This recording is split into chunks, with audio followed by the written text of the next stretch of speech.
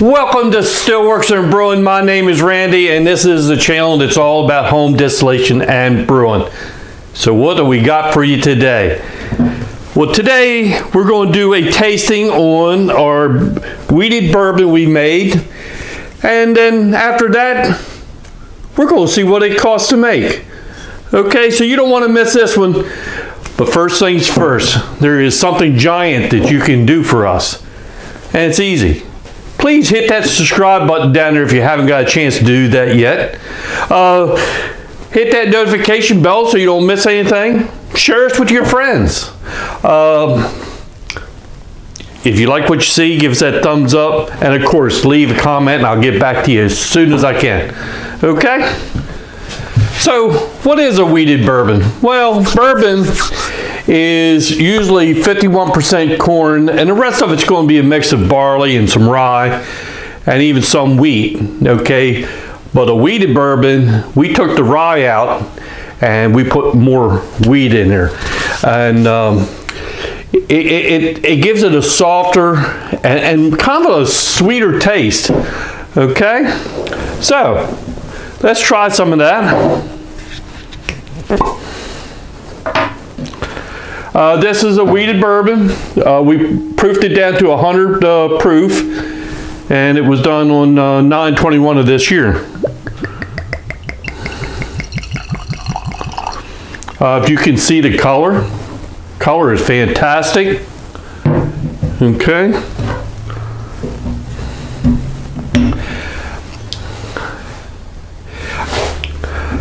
Okay, so we got a nice little sample there. The table quits moving around.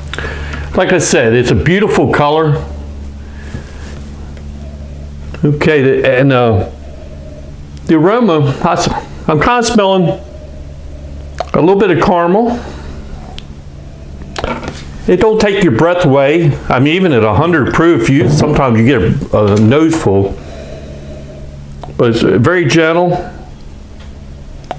And I think I smell a little bit of like vanilla notes. All right, let's give it a try.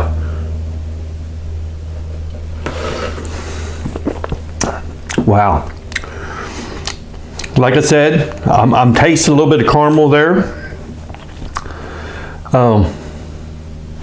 It ain't biting you too awful hard. Got a nice little gentle bite to it.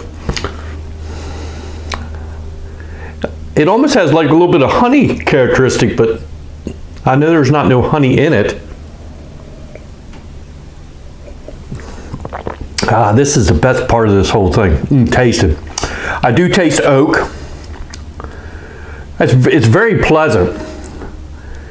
And I bet with an ice cube in that, it'd be out of this world.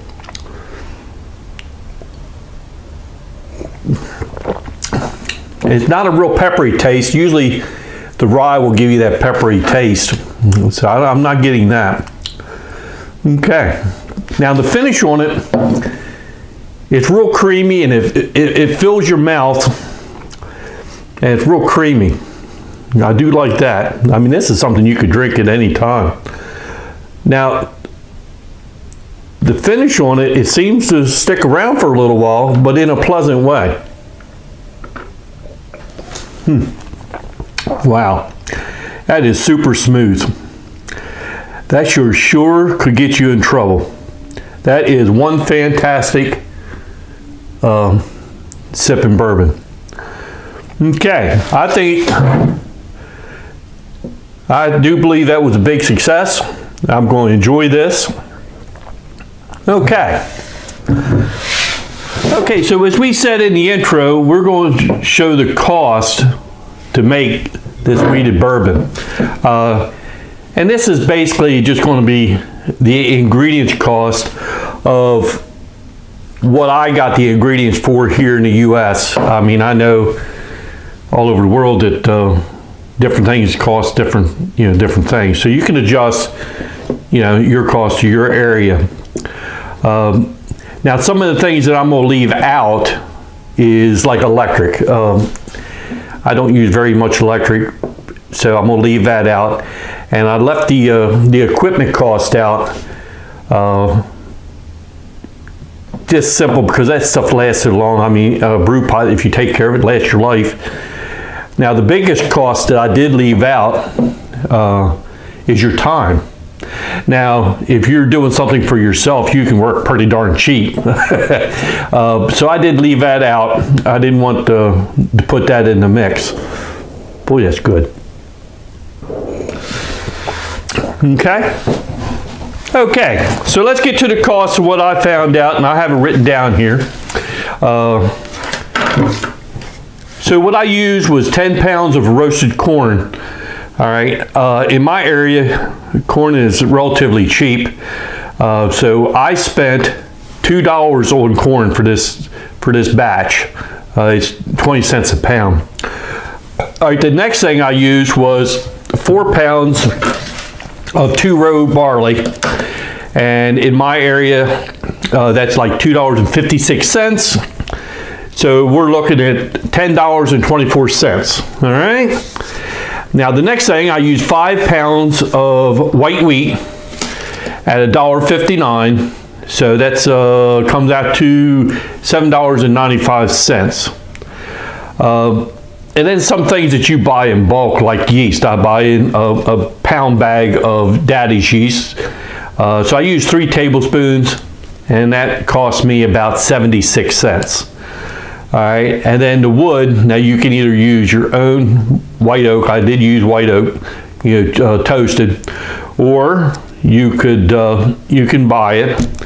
And that, I used 2 ounces of toasted oak chips at about $1.26. Okay, so for this whole batch that I made, it cost me $22.21 here in the U.S.